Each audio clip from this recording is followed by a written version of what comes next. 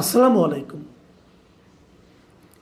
প্রিয় দর্শক, সরকার আরও 5টা সিটি কর্পোরেশনে প্রশাসক নিয়োগ করেছে। আগে 6টা ছিল, নতুন করে আরও 5টা সিটি কর্পোরেশনে প্রশাসক নিয়োগ করেছে। এবং বলা বাহুল্য, আগের 6টার মতো এই 5টাতেও সম্পূর্ণভাবে বিএনপি দলীয় নেতাদের নিয়োগ করা হয়েছে। আমি দেখলাম 5টার মধ্যে একটাতে বিএনপির কেন্দ্রীয় কমিটির একজন সাংগঠনিক সম্পাদক ওই বিভাগের, তাকে নিয়োগ দেওয়া হয়েছে। আর বাকি 4টাতে ওই এলাকার মহানগরী অথবা জেলা ওরকম বিএনপির সাধারণ সম্পাদক বা সদস্য সচিব এদেরকে নিয়োগ দেওয়া হয়েছে। তার মানে 11টা সিটি কর্পোরেশনের সব জায়গায় এখন বিএনপির লোকজন প্রশাসক হিসাবে নিয়োগ পেল। এই বিষয়টা কী দাঁড়ালো? এটা কি ভালো হলো নাকি মন্দ হলো? এটা নিয়ে একটু কথা বলতে চাই। প্রথম যখন 6টা সিটি কর্পোরেশনে প্রশাসক নিয়োগ করা হয়েছিল, আমি তখন এটা সমালোচনা করেছিলাম যে এই দলীয়করণের তো কোনো প্রয়োজন ছিল না। আপনারা দ্রুত নির্বাচন দিয়ে দিতেন, আর নির্বাচনের আগ পর্যন্ত যে সরকারি কর্মকর্তারা প্রশাসক হিসেবে ছিল তারাই চালাতো। 1.5 বছর তো প্রশাসক দিয়েই চললো, আর কটা দিন চলতো, অসুবিধাটা কী হতো? তাতে অন্ততপক্ষে আপনাদের একটা দলীয়করণের যে বদনাম সেটা আপনাদের গায়ে লাগতো না। এখন আপনারা হয়তো বলবেন, আমাদেরকে দলীয় সরকার, আমি দলীয়করণ করতেই পারি না। আপনি পারেন না। এটা করলে সাধারণ মানুষের কাছে আপনাদের গ্রহণযোগ্যতা কমবে। আপনি দলের লোককে নিয়োগ করেন, মনোনয়ন দেন নির্বাচনে, তারা যদি জনগণ তাদেরকে চায় তারা নির্বাচিত হয়ে আসবে। আপনারা তা করেননি। আপনারা যে কাজটা করেছেন অযৌক্তিক। আমি একটা উদাহরণ দিয়ে বলি, ঢাকা উত্তরেই যাকে আপনি সিটি কর্পোরেশনের প্রশাসক নিয়োগ করেছেন, এই ভদ্রলোক তো নির্বাচনে হেরেছিল। উত্তর সিটি কর্পোরেশনের যে কয়টা সংসদীয় আসন আছে তার একটা সংসদীয় আসনে উনি পরাজিত হয়েছেন। তো একজন পরাজিত এমপি ইলেকশনে পরাজিত ব্যক্তিকে আপনি আরও বড় জায়গায় এনে বসিয়ে দিলেন। ওনার এলাকার লোক ওনাকে প্রত্যাখ্যান করেছে, আপনি দলীয়ভাবে তাকে ওই এলাকা সহ আরও কয়েকটা এলাকায় মিলে যে বড় একটা জায়গা সিটি কর্পোরেশন উত্তর, সেখানে প্রশাসক বানিয়ে দিলেন। তাহলে তো আপনি জনগণের মতামতের বিপরীতে কাজটা করলেন। কাজটা কি লজিক্যাল হলো? হলো তো না। দেখেন, আপনারা নতুন সরকার এসেছেন, আপনার সমালোচনা আমি করতে চাই না, কিন্তু এই যে বিষয়গুলো যদি নিজেরা নিজেদের জন্য সমালোচনাকে ইনভাইট করেন, আমরা কি করতে পারবো? এবং এটা ইনভাইট করেছেন আপনারা, এটা কার বুদ্ধিতে হয়েছে আমি জানি না। আমি মনে করি বিএনপি বেশ শুরু থেকে কয়েকটা ভুল করেছে। ক্যাবিনেট গঠনের সময় ভুল করেছে, একটা বড় ভুল করেছে।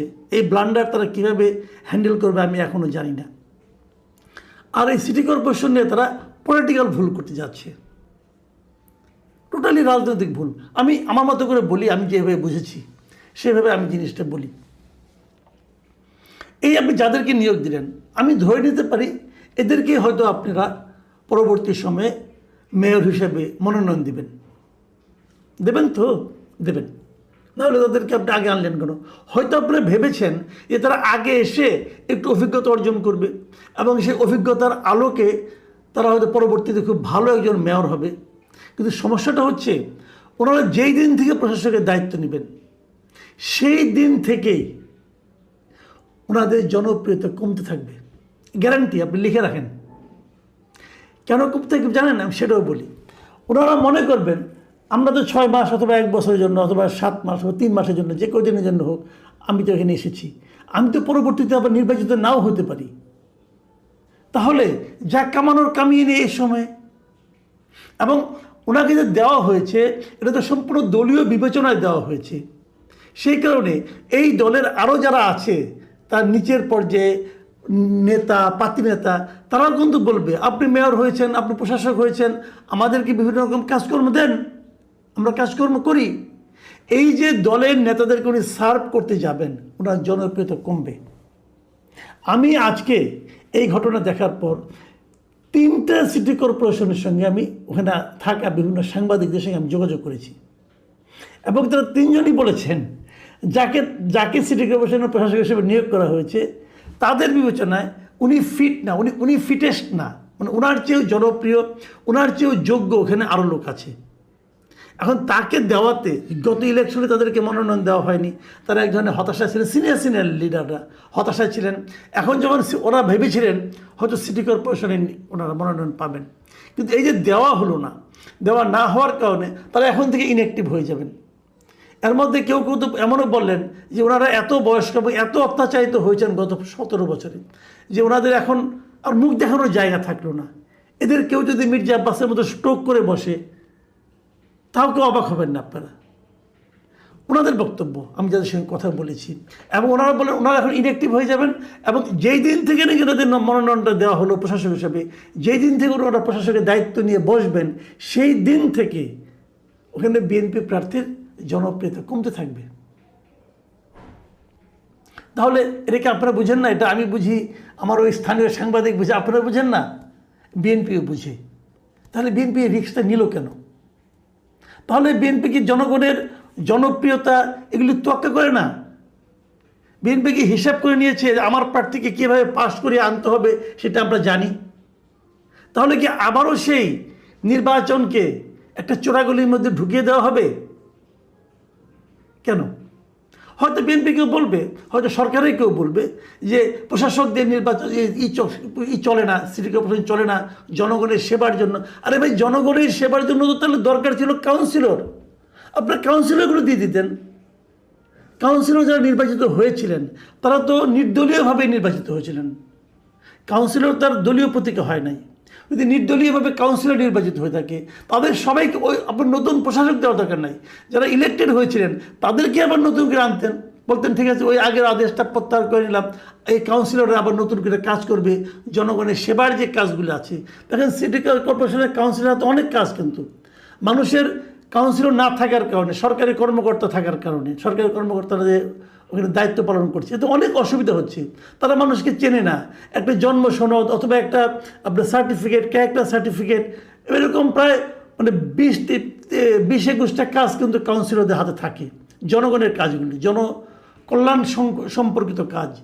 তো ওইটা তো আগে দরকার, ওইটা আনতেন। তা না এনে আপনি মেয়র পদে আপনি দলীয় লোককে জোর করে বসিয়ে দিলেন, ঠিক করেন নাই।